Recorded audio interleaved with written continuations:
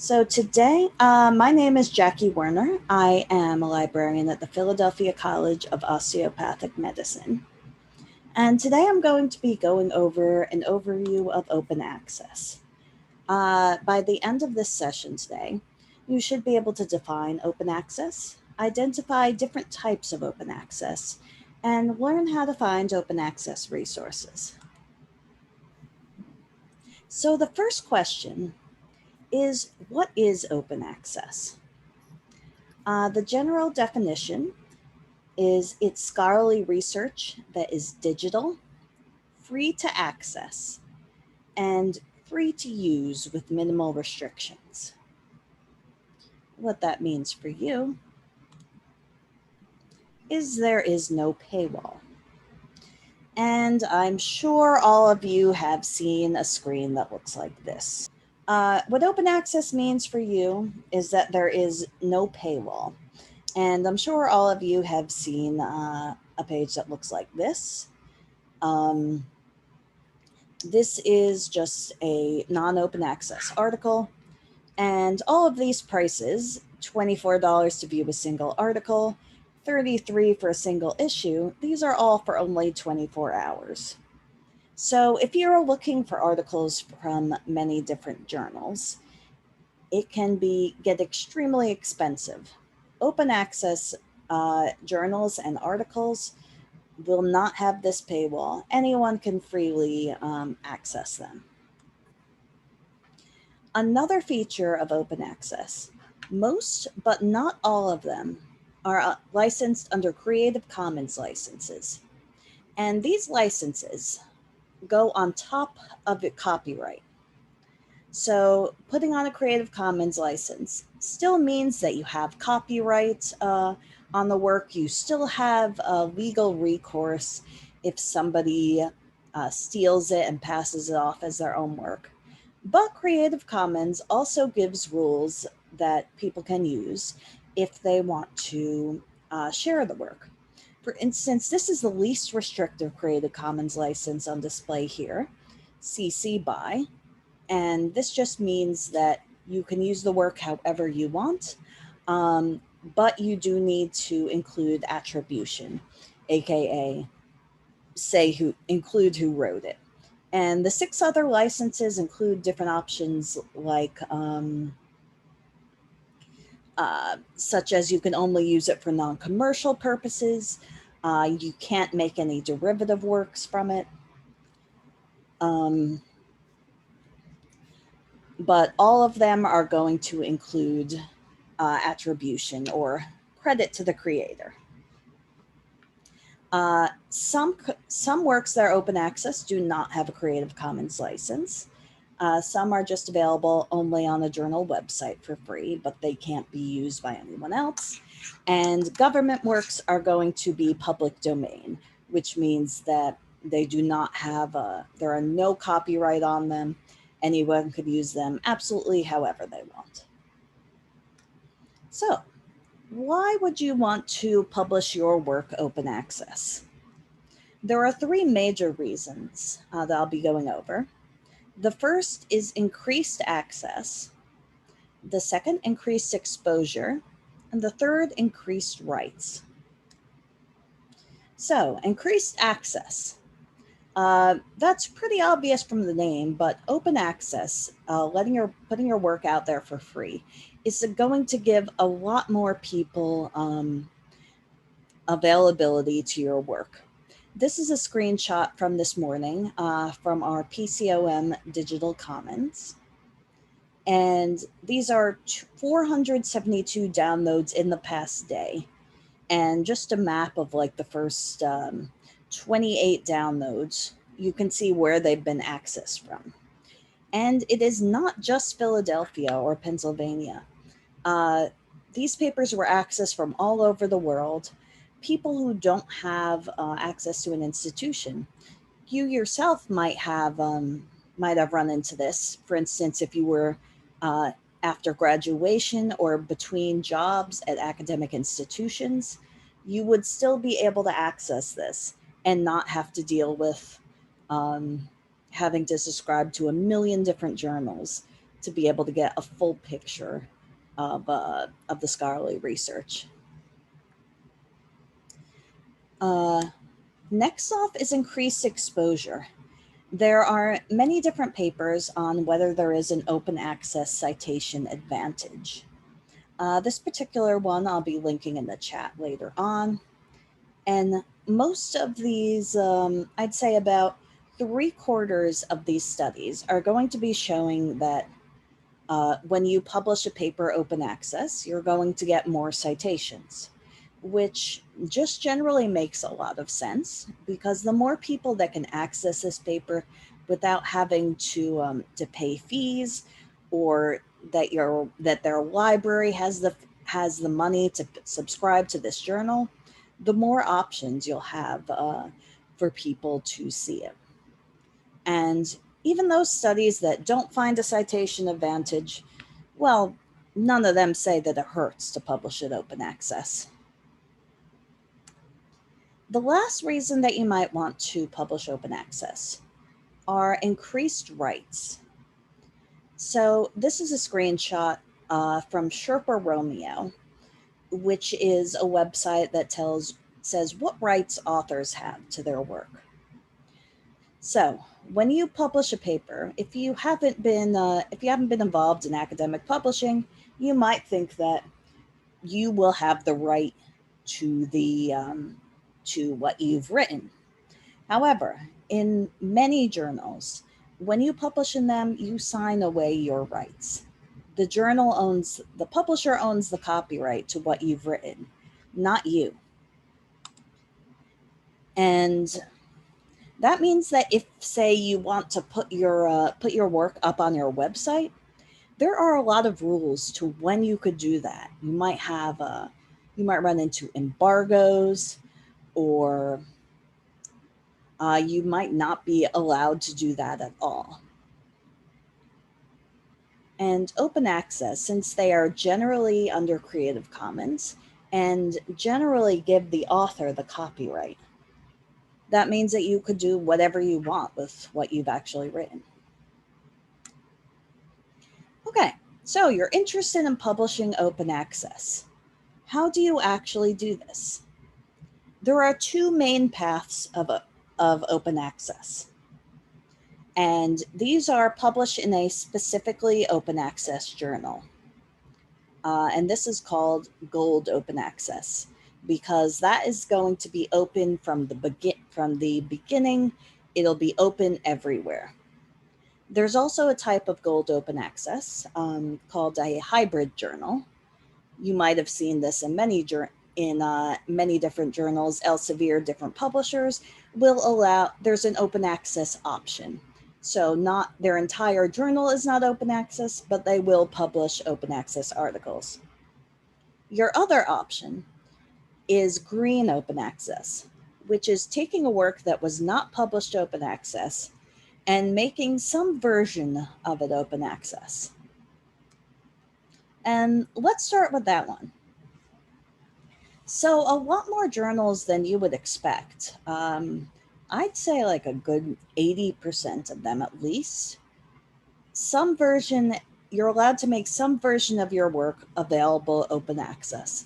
A lot of times this will only be on an institutional repository. In my case, that's the Digital Commons at PCOM, or on an academic author's website. And if you're interested in this, what you want to do, I recommend just talking to your librarian, but you can go to Sherpa Romeo and see what different publisher policies and embargoes there are.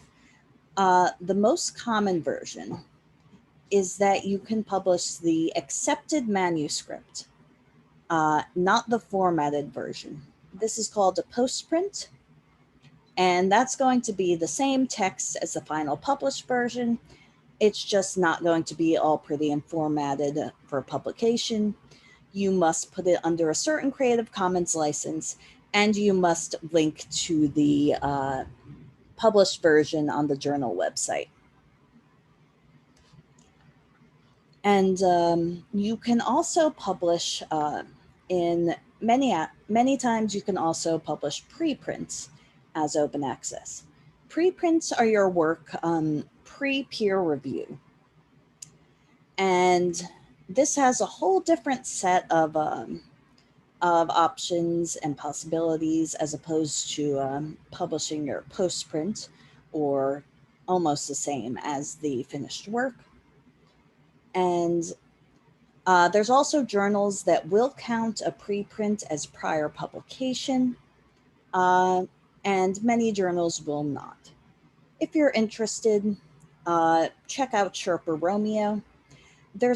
You also have the option to publish preprints without actually sending them to a journal, which is not common in this subject area and medicine, but in places like mathematics or physics, you will see like popular, well-cited publications that are just preprints. The next option is gold open access. So these are going to be published directly in open access journals, pure or hybrid, and it's going to be freely available from the moment it's published. So why wouldn't you do this? First off, the first reason is because the journal you're interested in just does not have an open access option. The second reason is author fees. And open access journals or hybrid journals have to keep themselves running somehow, because they're not if they're not getting money from subscriptions because you could read everything for free. How are they going to get paid to pay editorial staff, keep running, etc.? And that is through charging the author. And these fees can be pretty extensive. BMJ, the British Medical Journal, I believe the fees are in the 1,000s or 2,000s. And author fees do tend to be around the several $1,000s. Some of them are going to have sliding scales, whether you're based in if you're based in, say, a developing country, which is good, but if you're not based in a developing country, you probably still don't want to pay several $1,000s to get published. And before I go on, there's a last type of open access that is diamond or platinum open access. That's on my notes, I'm sorry. Which is open access that does not have author fees. Most of these journals are not ones that you're going to be publishing peer-reviewed scholarly work in. It's things such as student publications run from institutional repositories, or or actually this may be what the Journal of Open Access, what the Journal of Osteopathic Medicine may be right now. I will get back to you on that. But generally, you're going to be dealing with either green or gold open access. So if you're interested in specifically publishing open access, how do you actually find a journal? And a lot of this is going to be like, how do you find a journal in any case? Just use whatever method you usually use. My favorite method is looking at what your colleagues or other researchers in your field, where have they published? Where have journals of a similar, where have they published with a similar topic? Another thing you could do is look in a database such as Scopus, Web of Science, etc., and just look at no, don't go to the next slide. And just look at their journal rankings, see what's around the ranking you're interested in, see, and again, check out what ranking have, say, your colleagues published in. Then, like, you might be want to go to the highest ranking, Nature, Science, Cell, but that's going to be a lot harder to get in. And in many of these databases, you can actually limit to open access journals, and many of them are going to have a hybrid option. But if you're really interested in open access, I would recommend starting by contacting your library or your institutional research department and see if they have any agreements. For instance, at PCOM, the library will pay author fees for a good number of open access journals, such as Public Library of Science 1, BMC. It's a whole suite of journals. And I'd really recommend looking for those if you're specifically interested in OA. You can also actually write into your grant money for publishing open access. And some grants are going to require open access. I believe NIH requires that everything funded by them must be published open access. So if you need publishing fees, that can and should go into your grant. So it's a good idea to think about what journals you want to publish in at the very beginning. Another thing you would try is the Directory of Open Access Journals. And I will paste the link into chat later. And this is just a directory of legitimate open access journals. You could search by your fields, title, etc. I would recommend doing the earlier steps before just digging into the DOAJ because there's a lot out there. And but if you're looking for something specific, such as low publication time or lower author fees, then you could check out the DOAJ. And finally, if you went to my previous scholarly snippet session on predatory journals, you will know this last point. Avoid journals soliciting you. If you did not go to that session, predatory journals are generally open access journals that claim to be peer reviewed and often claim to have good journal rankings, and in actuality, do not have any sort of quality control and are just scam journals interested in taking your money. These also show up in conferences nowadays. And the best way to avoid those is to just avoid the email saying, I love your work, insert name here. Please publish in our very reliable scholarly journal. And instead, find journals that you're interested in beforehand.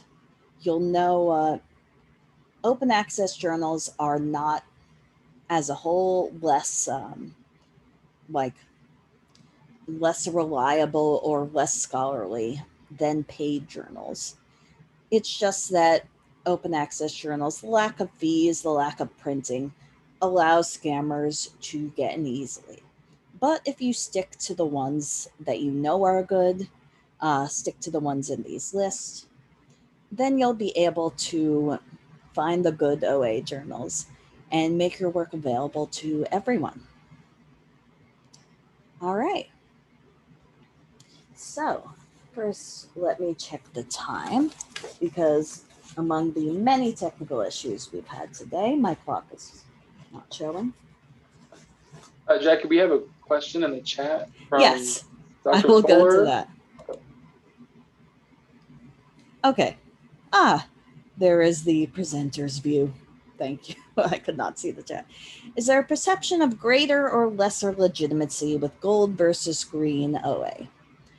So green open access, that applies to, that's going to be exactly the same legitimacy as the journal originally, because almost every journal will let you put up green OA. So that generally is not going to say anything about the journal. There might be about gold open access journals and legitimacy. It really depends on the journal. A lot of OA journals are newer and thus just haven't had the time to build up that reputation. But if you go look up open access journals and things like Scopus or Web of Science, there are a lot of gold OA journals that are at the top of their field. Like I talked about PLOS One, Public Library of Science One, that is one of the top journals in several fields. It covers um, all of the sciences. But some of them may be less legitimate, which is why you should be just looking for just looking at journal rankings. Generally, just looking for open, if you want to publish open access, that won't affect your legitimacy unless you specifically look at, say, newer journals. All right. Do we have any other questions?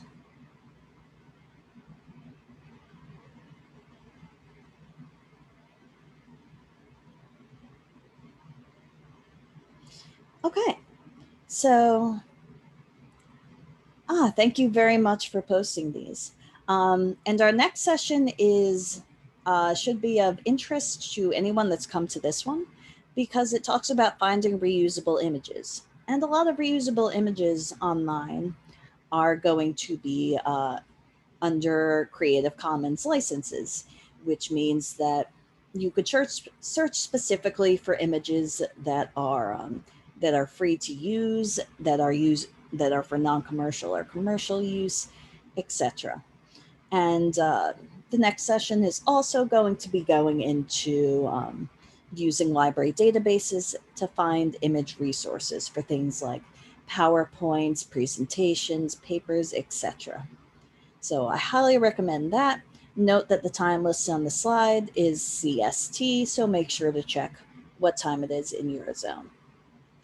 And I will be posting these links in a moment. These are all the resources I talked about within this presentation, including Directory of Open Access Journals and Sherpa Romeo, which includes publisher policies, if you would like to make your work available as green open access. Thank you all for sitting through my many technical difficulties today. And if you have any more questions, feel free to shoot me an email. I will put that along with the links.